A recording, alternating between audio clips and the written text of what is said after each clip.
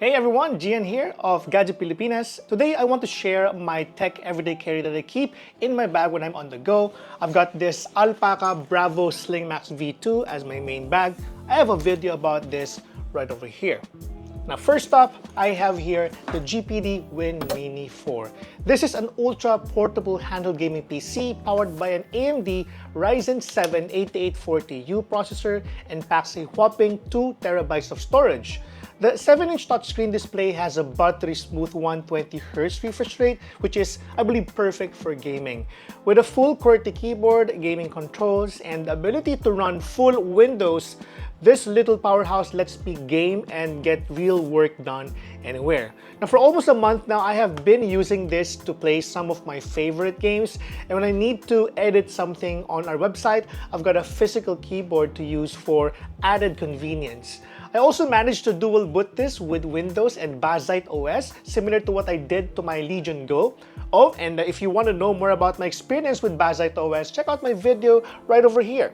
Next, we have the Flipper Zero. Now, don't let its playful dolphin looks and Tamagotchi-style gameplay fool you. Under the hood, this is a serious piece of hacking or hardware hacking gear with a sub-gigahertz radio, IR blaster, NFC and RFID capabilities, plus GPIO pins. The Flipper Zero is the ultimate geek multi-tool for exploring radio protocols, access control systems, and more. It's not a toy, but an incredibly powerful device in a pocketable package. Another one is my phone of choice, which is the Samsung Galaxy Z Fold 6. Now, this foldable device packs a tablet-sized 7.6-inch 120Hz OLED display in a form factor that still fits in my pocket. Now, powered by the blazing fast Snapdragon 8 Gen 3 processor and 12 gigs of RAM, it has the specs of a flagship phone. The cameras are top-notch too, with a 50-megapixel main shooter, a 12-megapixel ultra-wide, and 10-megapixel telephoto with 3 times optical zoom. The Fold 6 is definitely the ultimate productivity and media consumption device. Now, I have a video about Samsung's latest foldable devices right over here, and if you want to know more about it, go ahead and check it out. I will also have a full written review very soon, so watch out for that as well. Now, for high-res audio on the go, I carry the HiFi R4 digital audio player.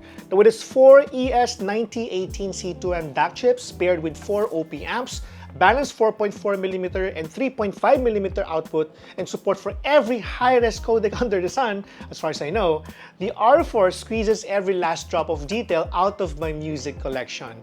Also, you can play some lossless Apple Music as well. It runs Android with Google Play, so I can install any music streaming app I want, which, as I just mentioned, Apple Music. The parametric EQ is incredibly powerful for fine-tuning the sound to my exact preferences on a per IEM basis. And with expandable storage and Android with Google Play, I have room for my entire high-res library and can install any streaming app I want. Now, could I just get by with just using my Galaxy Z Fold 6 for music? Sure. But as someone who loves listening to music, I appreciate having a dedicated device that delivers the best possible sound quality and an uncompromising music listening experience. That's why the R4 earns a place in my tech bag. And of course, finally, we have here the in-ear monitors of my choice lately, the HiFi Planar. Now, these feature a 14.5mm planar magnetic driver, a technology rarely seen at this price point, which is just less than 6,000 pesos. The sound is balanced and musical with powerful bass, warm mids, and smooth treble. The soundstage and imaging are excellent, among the best I've heard from planar IEMs. They're efficient enough to drive from a phone but scale up well with my HiFi R4. Build quality is great as well with aluminum shells and a nice cable. Now, looking at the frequency response graph, we can see how these IEMs compare to the Harman 2019 IEM target, which many consider a good baseline for a neutral, pleasing sound. The planar follows the Harman target quite closely in the bass and lower mid-range with a slight boost around 100 to 200 Hz that gives it a touch of warmth without being overpowering. There's a moderate elevation in the upper mids and lower treble, roughly around the 2 to 5 kHz, which brings vocals and instruments slightly forward in the mix, adding clarity and presence. Now, in the treble, we see some peaks and dips, particularly a noticeable peak around 8 kilohertz followed by a dip. This gives the planar a bit of extra sparkle and air, but it's not overly bright or fatiguing in my experience. Again, these are, of course, subjective experience, but looking at the frequency response graph, it looks like it's really a good one for me, at least for my preference. Now, listening to these IAMs, the sound signature translates to a balanced, slightly warm presentation with very good detail retrieval. The bass, I think, for me is a little bit punchy, well-controlled thanks to the planar magnetic driver. Vocals are clear and forward without being shouty, and there's a nice sense of air and space in the upper frequencies. Oh, and before I end, I have here a bonus. This is the JBL sound gear frames, and this allows you to listen to your music while you are, of course, baking under the sun if it's raining outside, but it's not.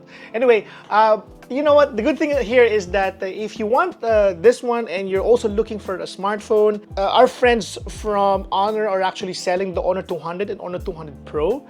And if you get it during the pre-order period, you'll get this one for free. And these ones are really amazing.